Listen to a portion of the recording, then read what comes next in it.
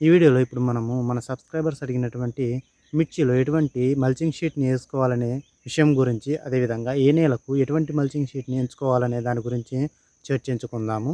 ముందుగా welcome to my wild life agriculture YouTube channel friends. మిరపలో మనము మల్చింగ్ షీట్ వేసుకుంటున్నామంటే అది 3 రకాలుగా ఉంటుంది. అయితే ఆ 3 రకాలు వచ్చేసి, ఒకటి మందం ఎక్కువ ఉన్నది, కొద్దిగా మీడియంగా ఉన్నది, పల్చగా ఉన్నది. ఇప్పుడు మనం ఏ నేలకు ఎటువంటి ఎంచుకోవాలో చూద్దాము.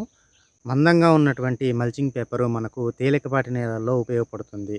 అంటే ఇసుక లేదా ఎర్ర నేలలు ఈ రెండింటిలో మందంగా ఉన్నదాన్ని ఎంచుకోవాల్సి ఉంటుంది. అంటే ఇక్కడ మందంగా ఉన్నదైతే మనము తడిపెట్టినప్పుడు ఎక్కువ సమయం అనగా ఎక్కువ రోజులు అది తడిని నిలిపే అవకాశం ఉంటుంది. కాబట్టి మందం ఎక్కువగా ఉన్నటువంటి మల్చింగ్ పేపర్‌ని ఎంచుకోండి.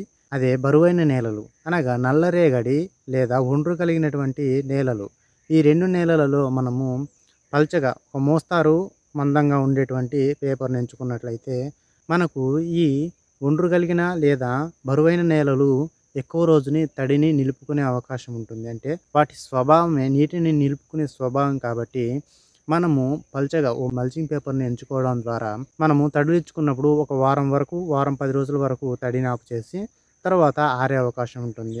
మిరప అనేది మెట్ట పంట అనగా ఆరుతడి పంట. దానికి ఎక్కువగా వాటర్ అవసరం అవ్వవు. అదేవిధంగా మరీ తక్కువగా వాటర్ అవసరం అవ్వవు.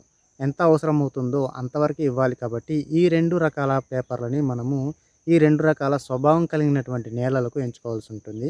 ఇక్కడ ఇంకొక విషయం ఏంటంటే, మనము రంధ్రాలు అంటే మల్చింగ్ పేపర్‌లో రంధ్రాలు కొన్ని దగ్గరగా ఉంటాయి. కొన్ని డిస్టెన్స్ ఎక్కువగా ఉంటాయి. వీటిని మనం ఏ విధంగా సెలెక్ట్ చేసుకోవాలి?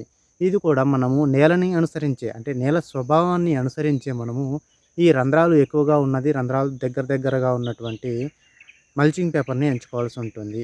ఇప్పుడు మనం చూసుకున్నట్లయితే ఇసుక నేలలు, అదే ఎర్ర గరప అనగా ఎర్ర నేలలు, ఈ 2 నేలల్లో ఒక మోస్తారుగా చెప్పుకోవాలంటే ఒండ్రు కలిగినటువంటి మెత్తటి నేలలు కూడా దీనిలోకి వస్తాయి. కాకపోతే దాన్ని అంత పట్టించుకోనవసరం లేదు దీనిలో.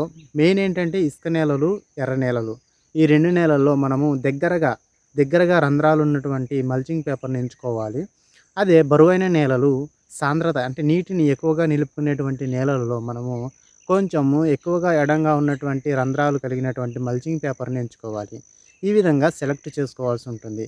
ఈ వీడియోలో మనము 2 విషయాలు చర్చించాము ఫ్రెండ్స్. అంటే మల్చింగ్ పేపర్ మందంగా ఎక్కువ ఉన్నది తేలికపాటి నేలలకు, మందం తక్కువగా ఉన్నది బరువైన నేలలకు. రెండవ అంశం వచ్చేసి, రంధ్రాలు ఎక్కువగా దూరంగా ఉన్నట్లయితే అది మనకు బరువైన నేలలో ఉపయోగపడుతుంది. అంటే నల్లరేగడి నేలలో ఉపయోగపడుతుంది. రంధ్రాలు దగ్గరగా ఉన్నదాన్ని మీరు తేలికపాటి నేలలో ఎంచుకోవాల్సి ఉంటుంది. ఇటువంటి సలహాల కోసము మన ఛానల్‌ని సబ్స్క్రైబ్ చేయండి. Thank you for watching this video. Thank you.